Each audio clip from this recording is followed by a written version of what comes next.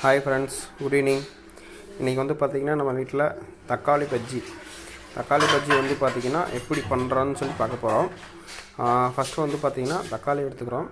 தக்காளி வந்து பார்த்திங்கன்னா எடுத்துகிட்டு நீங்கள் வேணுங்கிற அளவு தக்காளி எடுத்துகிட்டு நல்லா ஃபஸ்ட்டு தண்ணியில் வாஷ் பண்ணிக்கணும். வாஷ் பண்ணிவிட்டு ரெண்டாவது வந்து பார்த்திங்கன்னா நல்லா சிறுசாக நல்லா கட் பண்ணிக்கணும். இந்த மாதிரி சிறுசாக நல்லா கட் பண்ணிக்கணும்.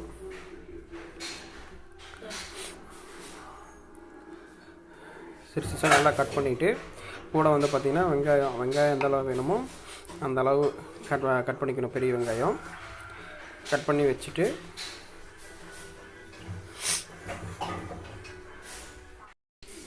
தக்காளி வெங்காயம்லாம் அறுத்து வச்சதுக்கப்புறம் வந்து பார்த்திங்கன்னா அடுப்பில் வடக்கில் வச்சுட்டு லைட்டாக கொஞ்சம் எண்ணெய் ஊற்றிக்கணும். அதுக்கடுத்து வந்து பார்த்திங்கன்னா கொஞ்சம் கடுகு,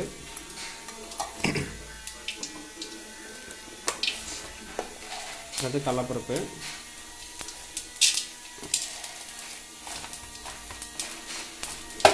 நல்லா எண்ணெய் ஹீட் ஆகும்போது வந்து பார்த்திங்கன்னா கடுகு வெடிக்கும்.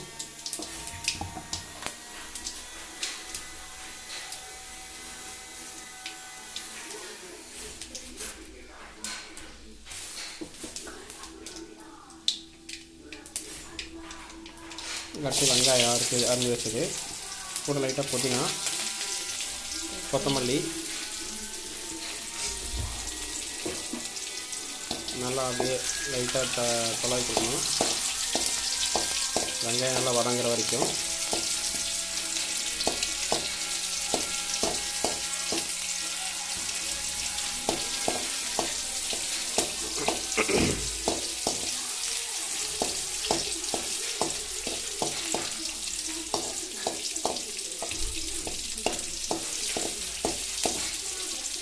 ரெண்டு கருவேப்பிலை கூட ஆட் பண்ணிக்கிட்டோம்.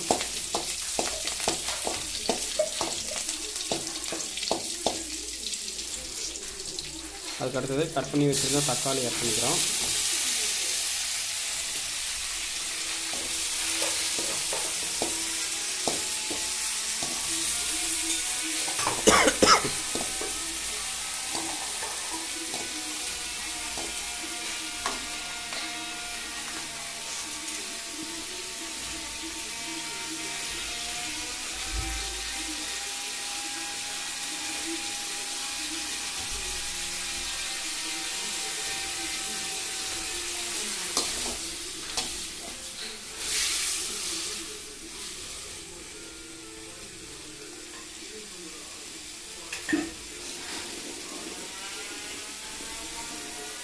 கூட உப்பு தேவையான அளவு ஆட் பண்ணிக்கிறோம்.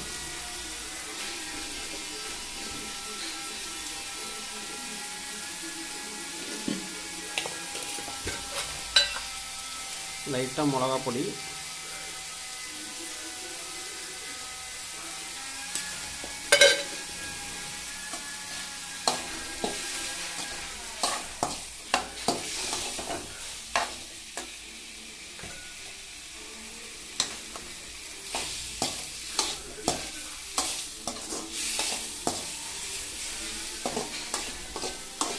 நல்லா தக்காளி வந்து பார்த்திங்கன்னா சாஷ் ஆகிற மாதிரி நல்லா போட்டு குத்தணும், க்ரஷ் பண்ணணும்.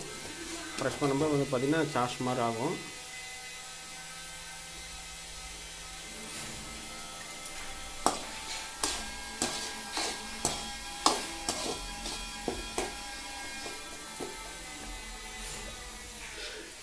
லைட்டாக தண்ணி ஆட் பண்ணிக்கிறோம்.